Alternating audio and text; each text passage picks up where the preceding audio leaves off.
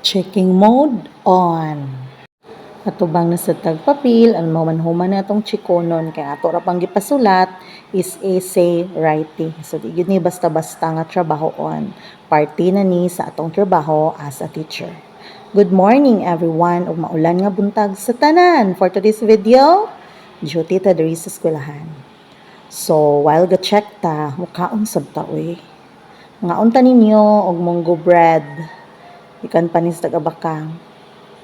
So mukhaon ta kay aron natay energy samtang mag-check para matarong natog analyze ang ilahang mga gipang sulat.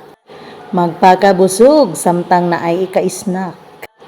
Hation sab nato kay may na lang napatay snack unya taod-taod.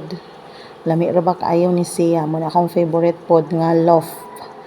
Bread loaf kaning Mongo loaf bread. Wow. Then, pa-music sabta sa YouTube, ang di tamingaw, o balik tag-check. Balikan na itong pag-check sa atong mga papel, kaya ron mahuman-human.